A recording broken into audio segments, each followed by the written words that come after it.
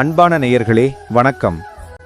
நீங்கள் வெகு நாட்களாக குழந்தை வரம் வேண்டி சஷ்டி விரதம் இருக்கிறீர்கள் என்றால் சஷ்டி பற்றி இப்பொழுது நான் கூறப்போகும் இந்த உண்மையை தெரிந்து கொண்டு விரதமிருங்கள். இன்று நாம் பார்க்க போவது ஒவ்வொரு தாயின் வேண்டுதலையும் நிறைவேற்றி குழந்தைகளை கண்ணின் இமையாக காக்கும் அற்புத தெய்வமான சஷ்டி தேவியை பற்றித்தான். சஷ்டி என்றால் ஆறாவது என்று பொருள். பிரம்மனின் மானச புத்திரியான இவர் பராசக்தியின் ஆறாவது அம்சமாக கருதப்படுகிறார். மேலும் இவர் நம் முருகப்பெருமானின் தேவியான தேவசேனாவாகவும் வணங்கப்படுகிறார். இயற்கையின் ஆறாவது அம்சமாக திகழும் சஷ்டி தேவி சந்தான பாக்கியத்தின் அதிபதியாக விளங்குகிறார். சஷ்டி தேவி எப்படி வந்தார்? ஒரு சிறிய கதை. சுயம்பு மனுவின் மகன் பிரியவிரதன். நீண்ட வருடங்களாகியும் அவருக்கு குழந்தை பாக்கியமில்லை. புத்தர காமேஷ்டி யாகம் செய்து பெற்ற குழந்தையும் முழு வளர்ச்சி அடையாமல் பிறந்தது. துயருற்ற மன்னன் அந்த குழந்தையை சுடுகாட்டுக்கு எடுத்து சென்றபோது அங்கே ஒரு ஒளிமயமான யோகினியை கண்டான். அந்த யோகினி நான் தான் தேவசேனா தேவி, கந்தனின் மனைவி.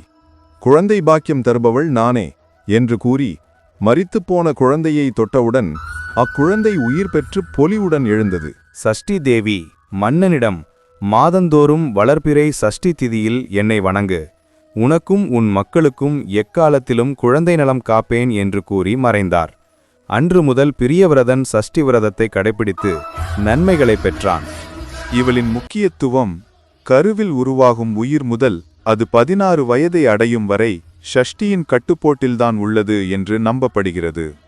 குழந்தைகளுக்கு வரும் பயம், திருஷ்டி, நோய்கள், தோஷங்கள் என எல்லாவற்றையும் நீக்கி ஆரோக்கிய வாழ்வு தருபவளே இந்த தாய். இவளை ஆலமரத்தடியில் செந்நிறக் கல்லாகவும் பூனை வாகனத்தில் ஒரு தாயின் வடிவிலும் வழிபடுவது வழக்கம். வழிபாடு பொதுவாக பிறந்த குழந்தையின் 6வது நாள் மற்றும் மாதந்தோறும் வரும் வளர்பிறை சஷ்டி திதியில் இவளை வணங்கலாம். குழந்தை பாக்கியம் வேண்டுபவர்கள் ஓம் ஹ்ரீம் ஷஷ்டி தேவியை ஸ்வாஹா என்ற மந்திரத்தை சொல்லி ஷஷ்டி தேவியை துதித்தால் அவள் மனம் மகிழ்ந்து அனைத்து நலன்களையும் அருள் புரிவாள். இனிமேல் சஷ்டி விரதம் இருக்கும்போது சஷ்டி தேவியின் மந்திரம் கூறி வழிபாடு செய்தால் விரைவில் புத்திர பாக்கியம் கிடைக்கும்.